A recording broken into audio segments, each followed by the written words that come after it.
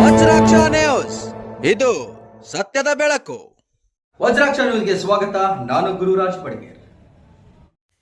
ವಿಜಯಪುರ ಜಿಲ್ಲೆ ಮುದ್ದೇಬಿಹಾಳ ತಾಲೂಕಿನ ಬಸರಕೋಡು ಗ್ರಾಮದ ಶ್ರೀ ಪವಾಡ ಬಸವೇಶ್ವರ ಜಾತ್ರಾ ಮಹೋತ್ಸವದ ಅಂಗವಾಗಿ ಏಪ್ರಿಲ್ 7 ಮತ್ತು 8ರಂದು 2 ದಿನಗಳವರೆಗೆ ನಡೆದ ರಾಜ್ಯ ಮಟ್ಟದ ಸ್ಪರ್ಧೆಯಲ್ಲಿ ಒಟ್ಟು 50 ಜೋಡಿ ಎತ್ತುಗಳ ಹೆಸರುಗಳನ್ನು ನೋಂದಾಯಿಸಿ 45 ಜೊತೆ ಎತ್ತುಗಳು ಸ್ಪರ್ಧೆಯಲ್ಲಿ ಭಾಗವಹಿಸಿದ್ದವು. ಏಪ್ರಿಲ್ 7 ಮಂಗಳವಾರದಂದು 30 ಜೊತೆ ರೈತರ ಎತ್ತುಗಳು ಸ್ಪರ್ಧೆಯಲ್ಲಿ ಭಾಗವಹಿಸಿದ್ದವು. ಏಪ್ರಿಲ್ 8 ಬುಧವಾರ 20 ಜೊತೆ ರೈತರ ಎತ್ತುಗಳು ಭಾಗವಹಿಸಿದ್ದವು. ಪ್ರಥಮ ಬಹುಮಾನ ಇಂಗಳಗಿ ಎತ್ತುಗಳು, ದ್ವಿತೀಯ ಬಹುಮಾನ ಬಂಗಾರಪ್ಪ ಪರಸಪ್ಪ ವಡ್ಡರ್ ರೂಡ್ಗಿ ಇವರ ಎತ್ತುಗಳು, ಮೂರನೆಯ ಬಹುಮಾನ ಅವನಗೌಡ ಗ್ವಾತ್ಗಿ ಬ್ಯಾಲೆಳದ ಎತ್ತುಗಳು ಪಡೆದುಕೊಂಡಿವೆ.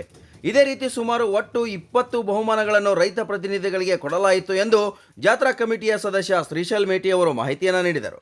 ಬಸರಕೋಟದ ಶ್ರೀ ಪವಾಡ ಬಸವೇಶ್ವರರ ಜಾತ್ರೆಯಲ್ಲಿ ನಡೆಯುವ ಉತ್ತರ ಕರ್ನಾಟಕದ ಹೆಸರಾಂತ ಕ್ರೀಡೆ ರೈತಾಪಿ ವರ್ಗದ ರಾಜ್ಯ ಮಟ್ಟದ ತೇರ್ಬಂಡಿ ಸ್ಪರ್ಧೆಯಾಗಿದೆ ಎಂದು ಸ್ಪರ್ಧೆ ನೋಡಲು ಬಂದ ಪ್ರೇಕ್ಷಕರು ಮಾತನಾಡುತ್ತಿದ್ದರು ಮತ್ತು ಎತ್ತುಗಳಿಗೆ ಕೇಕೆ ಹಾಕುತ್ತಾ ಪ್ರೋತ್ಸಾಹಿಸುತ್ತಿದ್ದರು.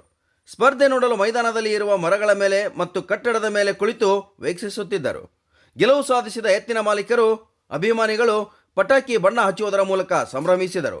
ವಿಜೇತರಿಗೆ ಕಮಿಟಿ ಅಧ್ಯಕ್ಷರಾದ KY ಬಿರಾದಾರ್, ಉಪಾಧ್ಯಕ್ಷರಾದ MR ನಡಗೌಡರ್, ಜಾತ್ರಾ ಕಮಿಟಿಯ ಸದಸ್ಯರಾದ SB Nadagoudar, BG Sajjan, SS ಸುಳೇಬಾವಿ, SS ಹಂಡರ್ಗಲ್, BS ಬೈಲ್ಗೊಂಡ್, BG Rudgi ಮತ್ತು ಗ್ರಾಮದ ಮುಖಂಡರಾದ ನೀಲಕಂಠರಾವ್ ನಾಡಗೌಡ್, ಬಸವರಾಜ್ ಮಂಕಣಿ, ನಾಗರಾಜ್ ಕಮತರ್, ಆನಂದ್ ಸಾಲಿಮಠ್ ಸೇರಿದಂತೆ ಗ್ರಾಮಸ್ಥರು ಸೇರಿ ಬಹುಮಾನ ವಿತರಿಸಿ ಸನ್ಮಾನ ಮಾಡಿ ಗೌರವಿಸಿದರು.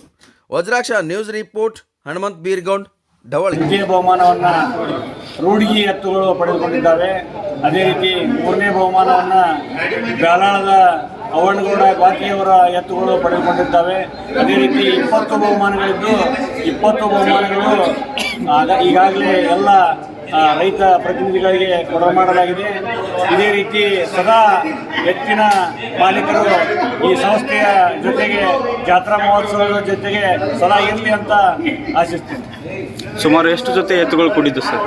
ಎಷ್ಟು ಜೊತೆ ಎತ್ತುಗಳು ಕೂಡಿದ್ದು ಈ ಕಾರ್ಯಕ್ರಮದಲ್ಲಿ? ಸುಮಾರು 50 ಜೊತೆ ಎತ್ತುಗಳು ಕೂಡಿದ್ದು, ಅದರಲ್ಲಿ ಒಂದು 4-5 ಜೊತೆ ಹೂಡಿಲ್ಲ. 45 ಜೊತೆ ಎತ್ತುಗಳು ಎಲ್ಲ ಕಣದಲ್ಲಿ ಸ್ಪರ್ಧೆಯಲ್ಲಿ ಭಾಗವಹಿಸಿದ್ದಾರೆ.